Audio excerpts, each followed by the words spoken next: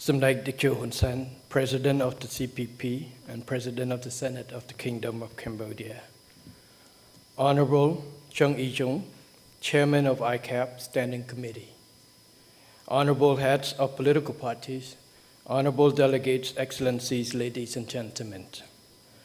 I stand here today with a deep sense of humility in front of this august body of political parties, political leaders representing many political parties in Asia Pacific, Africa, Latin America, and Europe. It is indeed an honor for me to have this opportunity to raise a very important topic of the moment in world affairs for your reflections and actions. Hence, I refer to the pressing need to seek peace and reconciliations. Our global community finds itself at an inflection point. The foundations of peace, built upon the principles enshrined in the United Nations Charter since the end of the Second World War, are being tested to the limits by intense rivalries. Today, we are living in an atmosphere of great uncertainty, with great powers challenging the rule-based international order. But world affairs and global governance should not be all about great powers. It is important to recognize that middle powers and small states also possess both the agency of and ambitions to play meaningful roles in geopolitical and geoeconomic diplomacy to foster peace and around the world. My country, Cambodia, is certainly one of them. We are keen to contribute to the building of a global community bound together by peace, prosperity, and inclusive multilateralism.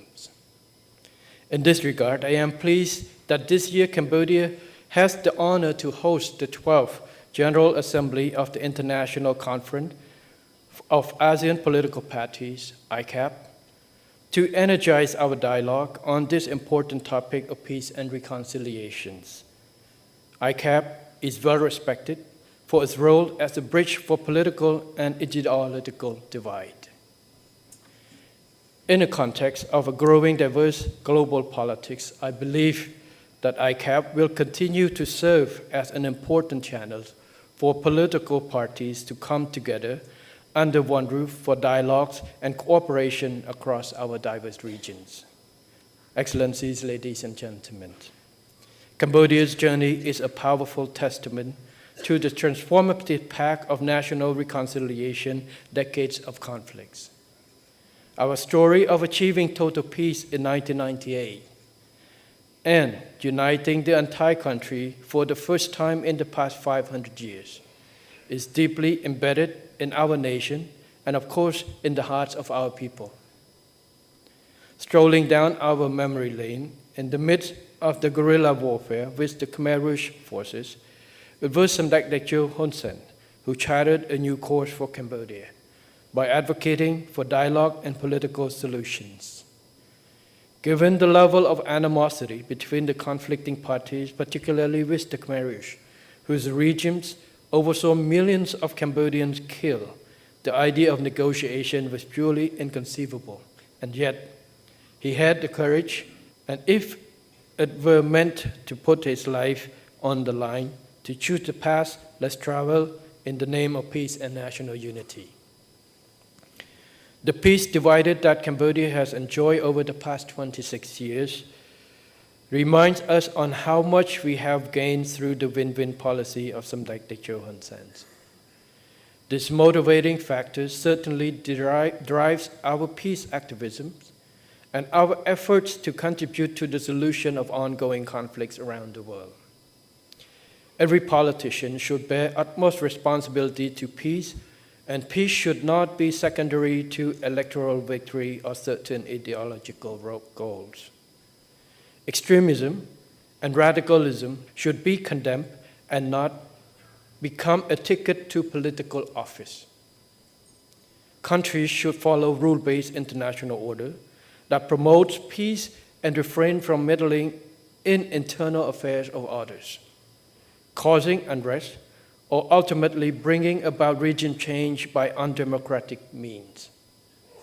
It should not be an accepted practice for nations to exploit the vulnerabilities of developing countries by launching smear campaigns, spreading false information or fake news, and imposing unilateral sanctions on anyone or any country who does not adhere to a particular geopolitical agenda.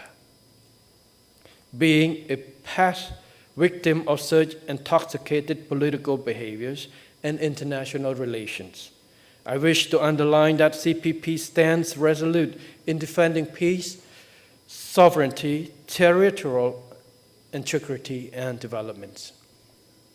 Excellencies, ladies and gentlemen, to sustain peace and nurture an environment of reconciliations, building unity through fostering common understanding is more crucial than ever on the key issues of underpinning peace and reconciliations, namely, first and foremost, our commitment to the principles and purpose of the UN Charter, with a strong emphasis on non-interference, sovereignty, equality, and mutual respect. Secondly, deepening interfaith dialogues to uplift mutual understanding and trust, bearing in mind that political trust is the foundation for peace, reconciliation, and cooperation. And lastly, bridging intergenerational gap and ideological divides through empathetic dialogue and respect. I cannot emphasize enough that winning peace requires reconciliation of differences. Peace can only be achieved through peaceful settlement of conflicts based on dialogue, consultations, and a win-win approach. While strengthening our national defense is our sovereign right, it should not overshadow our commitment to dialogue and peaceful resolutions. The peace we cherish must be nurtured every day to sustain it. I would like to conclude my remarks by stressing that reconciliation with our adversary, as Samdech has proven to us, is a strength, not as a weakness. Reconciliation is for those with the wisdom to see the win-win solution to war, not a surrender. On that positive note and hopeful note, I would like to declare the official opening of the 12th ICAPP General Assembly under the theme, A Quest for Peace and Reconciliation. Thank you very much.